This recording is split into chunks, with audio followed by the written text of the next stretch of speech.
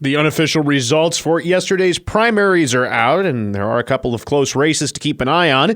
In House District 67 in the State House, the Republican primary, Angel Roser finished with an unofficial 28-vote edge over Caleb James, 636 to 608.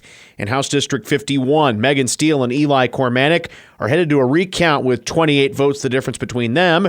1,535 for Steele, 1,507 for Cormanick. On the newly expanded Potawatomi County Commission, Merle Page won the GOP nomination for County Commission District Number 2, beating back former county clerk Nancy McCarter. Incumbent Greg Riot was taken down by challenger Bill Drew in District 3. In District 4, Gary Yenzer and Paul Strunk were separated by one vote in the unofficial totals, 206 to 205. Michael Kerwood came in third with 70 votes, and Hans Tessman finished with 66 in a race that's also headed for a recount. And in District 5, Terry Force won a comfortable victory, winning the Republican nomination by racking up 53% of the vote. Doug Adams won the Republican nomination for sheriff against Derek Sid by a comfortable margin of 16%, 58 to 42. On the Wamego City Commission, Richard Weichselman finished in first with 265 votes. Dale Culbertson, 169. Jesse Figg, 145. And Caleb Ubel at 139. Incumbent Tracy Mann clinched the Republican nomination for District 1 at the federal level, with better than 85% of the vote against challenger Eric Bloom. He'll now face off with Paul Buskirk in November.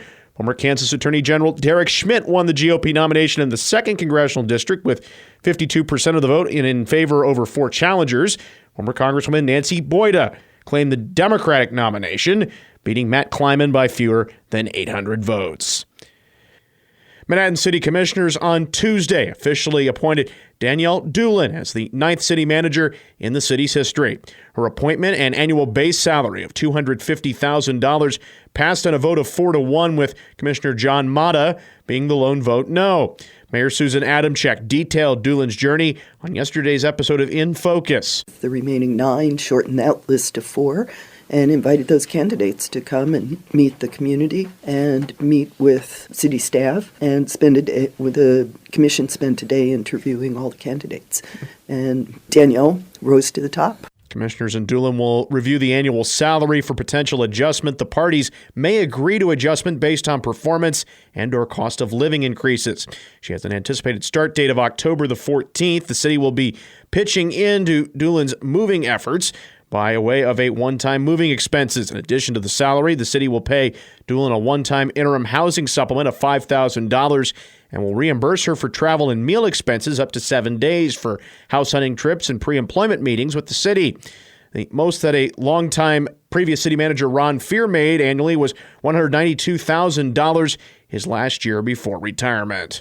Well, speaking of elections, Kansas Congressman Tracy Mann thanked constituents following his easy victory in the Republican primary on Tuesday evening as he seeks a third term in the U.S. House in the strongly Republican 1st Congressional District. In a post on social media, Mann thanked the voters for supporting him and said his number one goal is to now focus on getting Republicans elected across the country to, quote, get the country back on track as the nation continues to deal with, quote, open borders, high inflation, and weaponization by Democrats of the federal government. Mann won over 85% of the vote over challenger Eric Bloom, who received around 13% of the vote. He's now set to battle Paul Buskirk in the general election this November. The 1st District of Kansas encompasses nearly 75% of the state. Meanwhile, former Kansas AG Derek Schmidt will be the GOP's nominee in the 2nd District. He said in a statement on Tuesday night, "Thank you for your honor of your Republican nomination to represent the 2nd Congressional District of Kansas."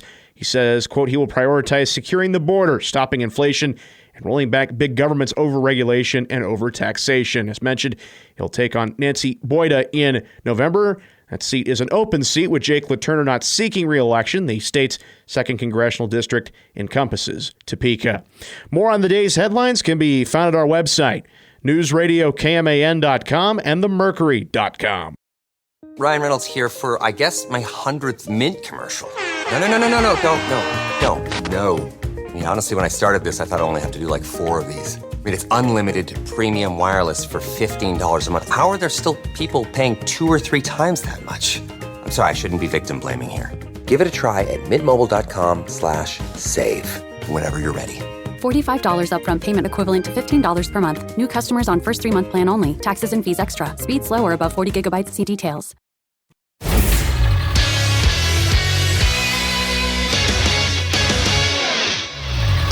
Good morning, I'm Troy Coverdale with your sports headlines as News Radio KMAN's Morning News continues. A year ago, he played his way into opportunities. This year, Avery Johnson's the starter at quarterback as K-State readies for its schedule. It's a different feeling for sure, but I feel like mentally it doesn't really change anything because, like you said, prepare like you're the starter. So as far as preparation goes for me, nothing changes. Just the fact that whenever the offense takes the field for the first time, I'm going to be out there. So just not having to worry about, hey, do I have to ride the bike for the whole first quarter? Am I going to get thrown in here? Am I going to get thrown in here? Just being able to go out there when I'm already warm and not having to just go out there cold or warm up again. So obviously a blessing to be the starting quarterback here, but I wouldn't say I prepare any different. Co-offensive coordinator Connor Riley says behind the sophomore, the fight for the backup spot is highly competitive. It's the most legitimate battle we've had for a backup quarterback in quite some time. You know, it was kind of, okay, we're going to assume this person is going to be the backup or maybe this guy backup. Right now, what I'm seeing is we're looking for a little bit better consistency out of both of them, but there's a really strong competition within the both of them. The Cats to open their season against UT Martin on the 31st. Coverage will get underway that afternoon at 2 on News Radio KMAN and 101.5 K-Rock with Power Cat Game Day.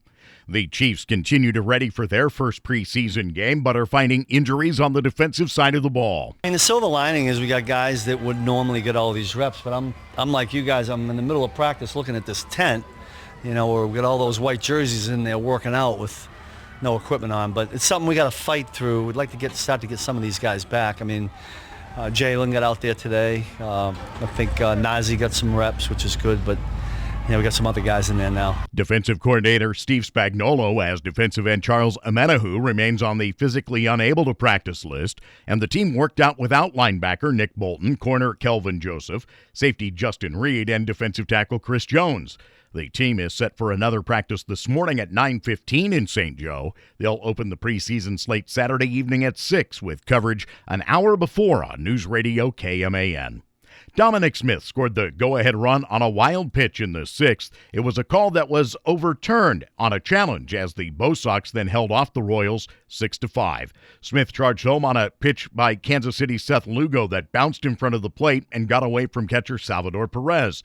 While Perez chased the ball to the backstop and got a throw to Lugo, it appeared that he had tagged a diving Smith, but the video showed otherwise. I wish I would have done like a swipe tag. I could tell that I didn't get his arm and his hand got to the blade, so I was hoping didn't have good enough video to show that. The Red Sox have won the first 2 games of the 3-game set and now trail the Royals by a half game for the third and final American League wildcard spot. This game happens to every team every night, so there's a chance that happens for us tomorrow. Just didn't go our way. Boston to start Brian Bello tonight against Cole Reagans for the Royals. Coverage begins at 6:30. First pitch is at 7:10 on News Radio KMAN. Sophia Smith's extra time goal earned the United States a spot in the gold medal match at the Paris Olympics with a 1-0 semifinal win over Germany. The Americans have gone unbeaten in France under new coach Emma Hayes. They'll be vying for their 5th Olympic gold medal when they face off against Brazil. Speaking of Brazil, Devin Booker led a balanced front with 18 points. Team USA had little trouble with Brazil in the quarterfinals of the men's basketball tournament, winning 122-87. The reigning Olympic champion U.S. women's volleyball team posted a straight-set win over Poland to advance to the semifinals. They'll play Brazil on Thursday. Amit Elor, just 20 years old, defeated a Kyrgyzstan wrestler 3-0 in the 68-kilogram final at the Games to become the youngest Olympic gold medalist in U.S. history, male or female, in wrestling. She became the 3rd American woman to win gold all time. Gabby Thomas sped to the victory in the women's 200 meters at the Olympics last night, finishing in 21.83 seconds, adding a gold to the bronze she took home in the event in Tokyo 3 years ago. Royals baseball is coming up tonight on News Radio KMAN at 6:30. 7:10 for the first pitch as the Royals and Red Sox match up. The game this afternoon from 4 until 6 here at News Radio KMAN.